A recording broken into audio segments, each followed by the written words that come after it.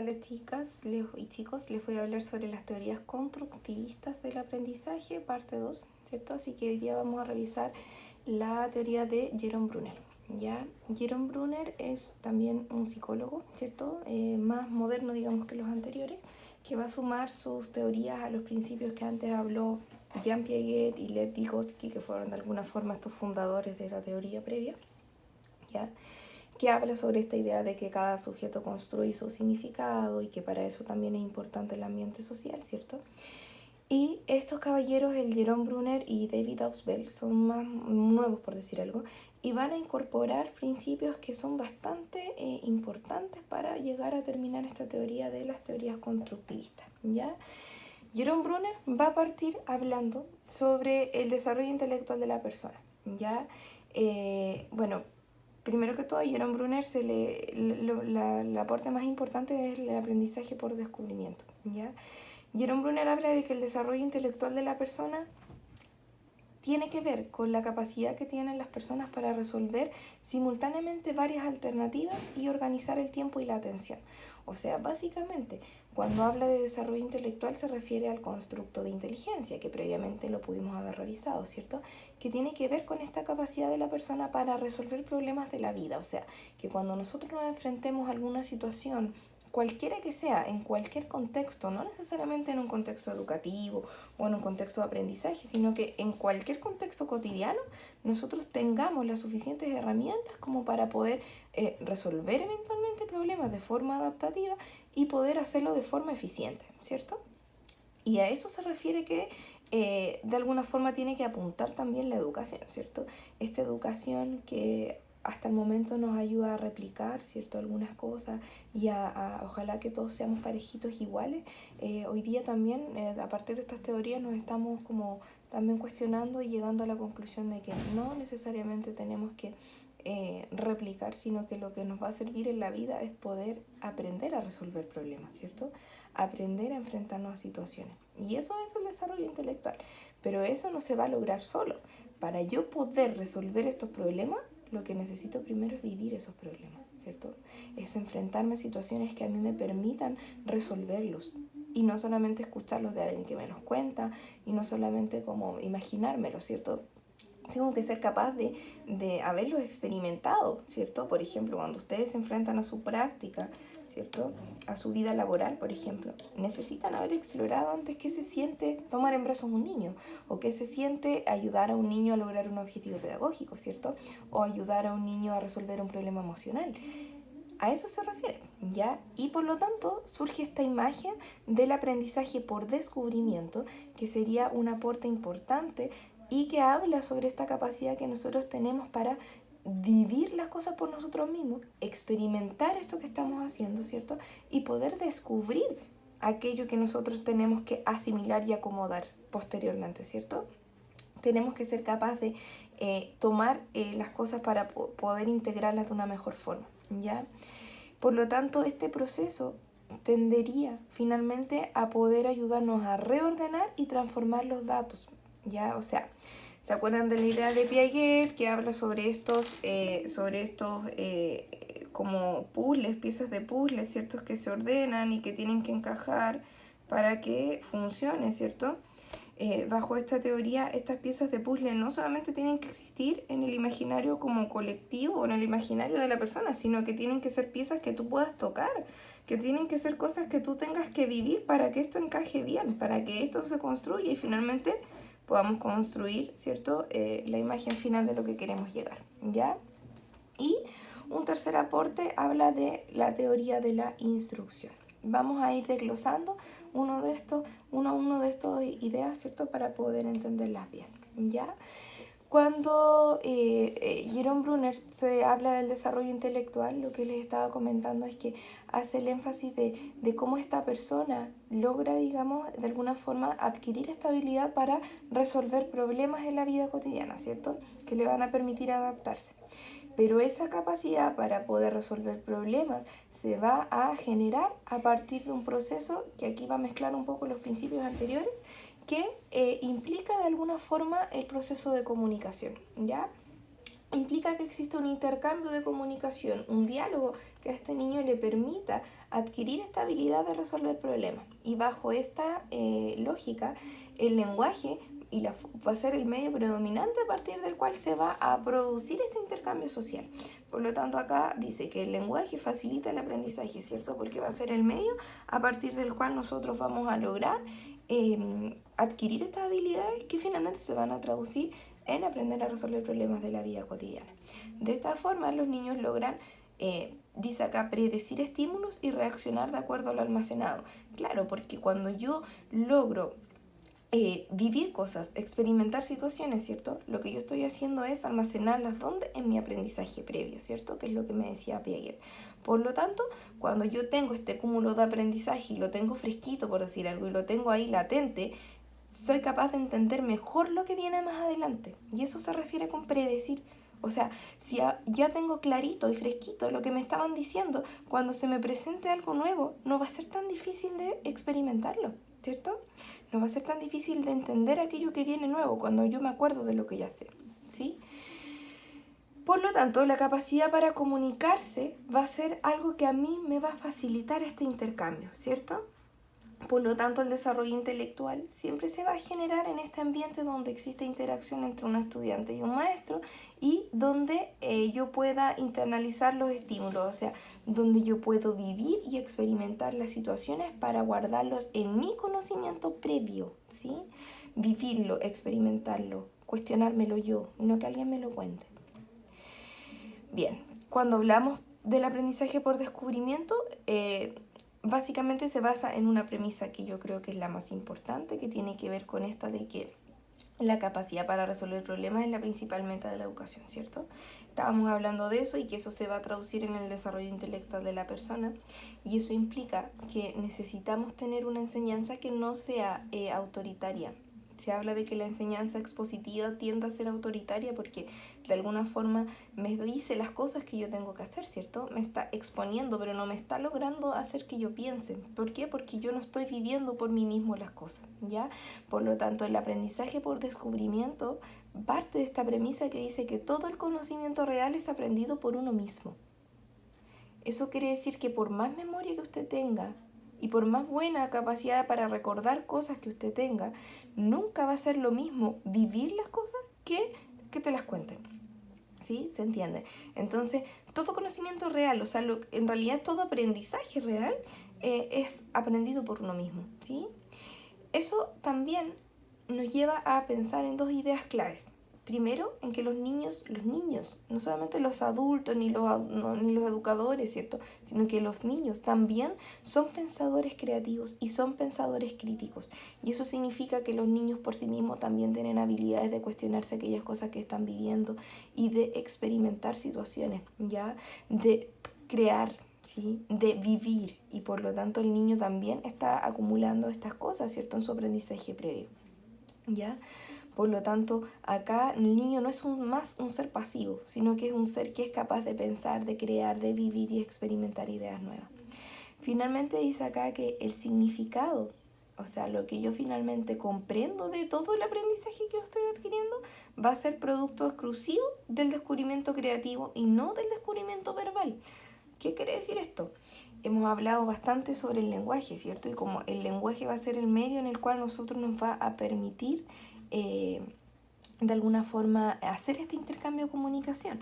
Pero acá lo que está diciendo es que no necesariamente solo por hablar yo voy a lograr las cosas, sino que ese hablar tiene que ser en un diálogo que me permita descubrir de forma creativa, ¿ya? Por lo tanto, ese diálogo no solamente tiene que ser un monólogo, no solamente tiene que ser un pregunta y respuesta, sino que debe ser algo que a mí me genere la posibilidad de imaginarme, que tiene que crearme la posibilidad de qué haría yo en diferentes situaciones, que me tiene que poner a prueba esta habilidad crítica, creativa y crítica de la persona para poder decidir qué opciones tomaría frente a distintas situaciones, ¿ya? Y eso en sí se refiere a la enseñanza por descubrimiento.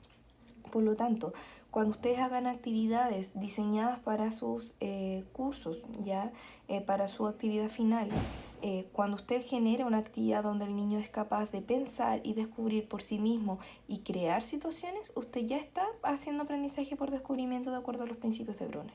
¿Sí? Cuando usted está generando un debate en la sala de clase, ¿cierto? Donde todos dan su opinión y donde todos llegan a un producto final, está generando aprendizaje por descubrimiento.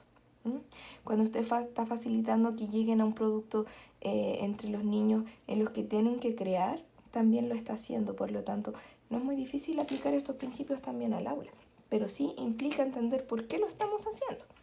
¿Ya? ¿Qué pasa cuando yo aprendo a descubrir las cosas por mí mismo? Primero, como el descubrimiento dice acá, que es el generador único de motivación y de confianza en sí mismo.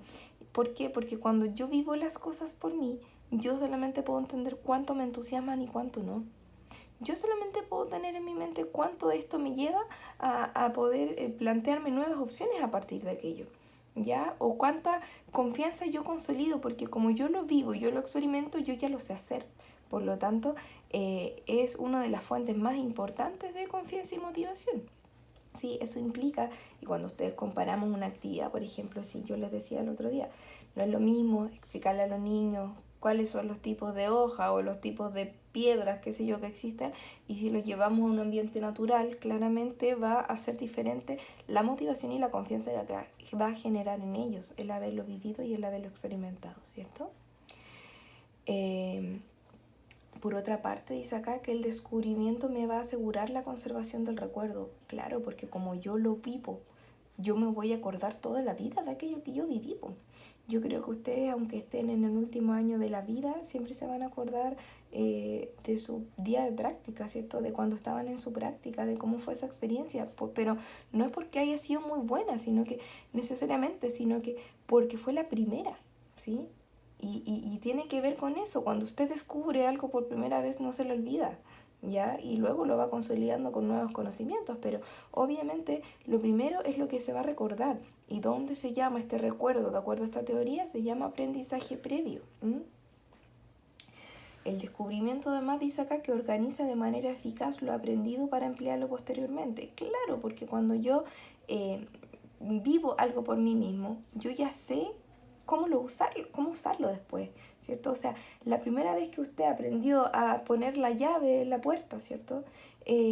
Usted ya la siguiente vez ya sabe cómo tiene que poner la llave, ¿cierto? Para poder abrirla. O sea, si esa puerta tiene una maña y usted la primera vez le costó, pero logró entender cuál era la maña, la siguiente vez, porque usted ya se acuerda de eso, ¿cierto? La siguiente vez le es mucho más fácil. Y eso tiene que ver con que le permite organizarlo distinto en la mente, ¿cierto? Estas piezas del puzzle que estábamos viendo ya están organizaditas, ya no hay que reordenarlas todo el tiempo, y usted ya lo hizo, ¿sí?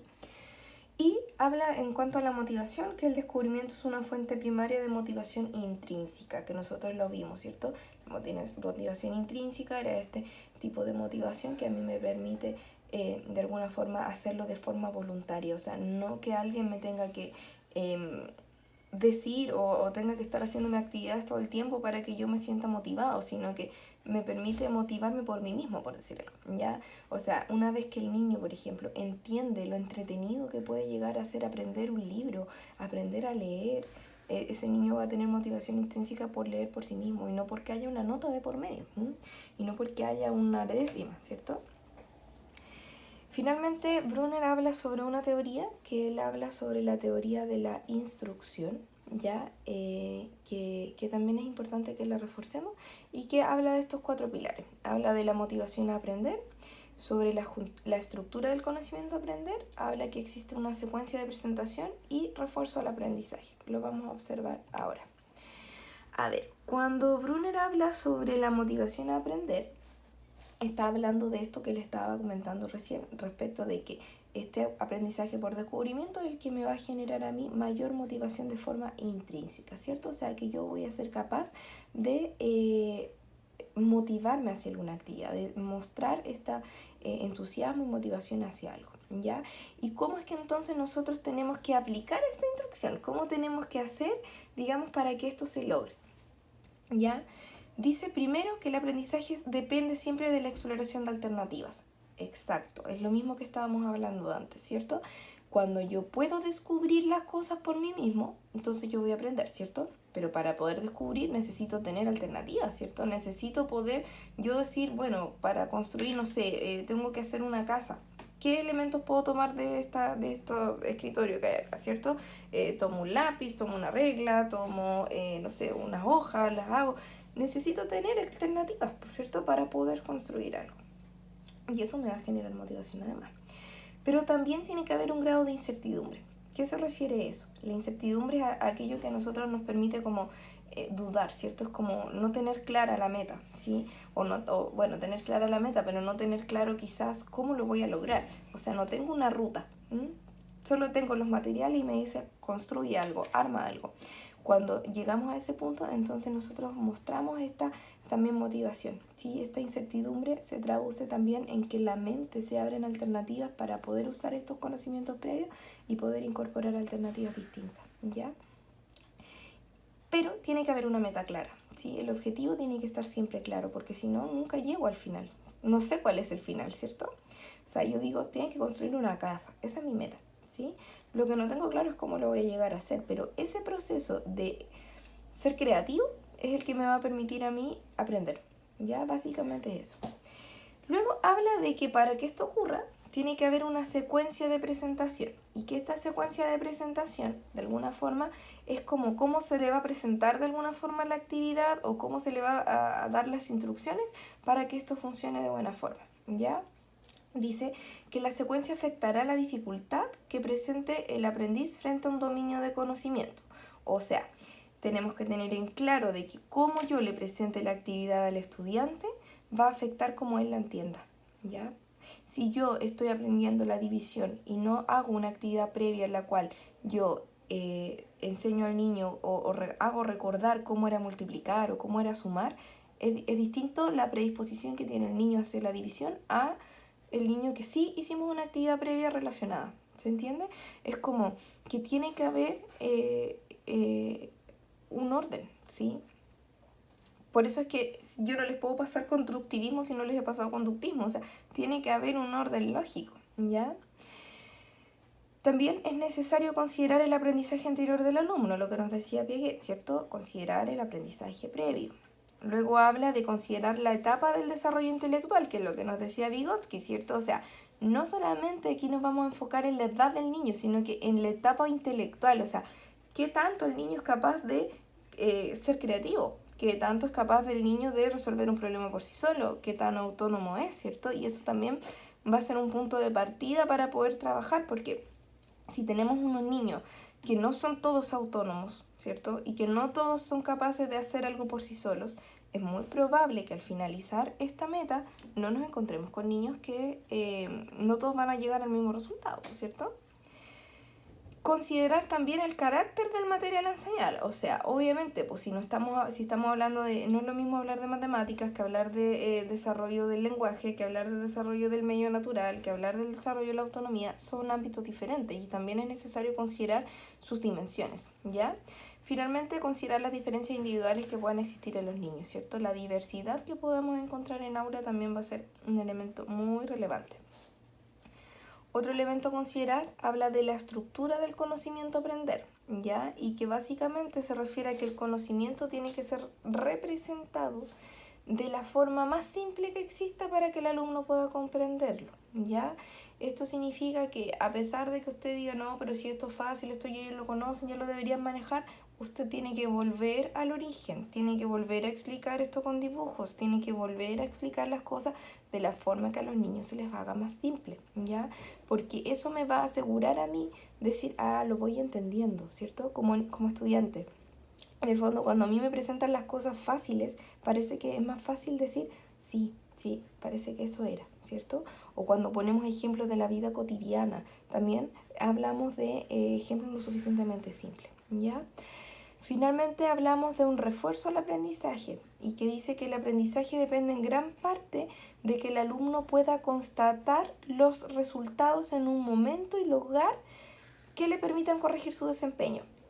Y esto es súper importante porque el concepto de refuerzo acá es distinto al refuerzo que hablábamos antes. ¿Se acuerdan del refuerzo positivo y refuerzo negativo? Que era cuando nosotros queríamos lograr aumentar una consecuencia y por lo tanto les podíamos agregar o quitar algo para ellos para llegar a eso. Bueno, acá lo que nosotros hablamos de refuerzo porque básicamente queremos reforzar algo, ¿cierto? Queremos también un poco lograr que esto se mantenga. Pero para que ese aprendizaje se consolide, lo que uno necesita es que no solamente el profesor sea el que diga, usted se sacó un 7, usted se sacó un 5, sino que el alumno pueda verificar qué estuvo bueno, qué estuvo malo de lo que hice, por qué me equivoqué acá, por qué yo puedo haber hecho esto mejor. Por eso es que acá cobra tanta importancia esta figura que ustedes han ido conociendo, que es de la autoevaluación, ¿cierto? De que el niño sea capaz de decir qué tan bien lo hizo o qué tan mal lo hizo, ¿cierto? Y que no solamente aquí se valga de una medición externa que yo hago si es que usted lo logró o no lo logró, sino que hay una visión de proceso, ¿cierto? Hay una visión de que en el fondo el aprendizaje no está en el profesor, el aprendizaje está en el estudiante. El profesor solamente tiene el rol de mediador, ¿ya? Y cualquiera que participe dentro de la enseñanza, ¿ya?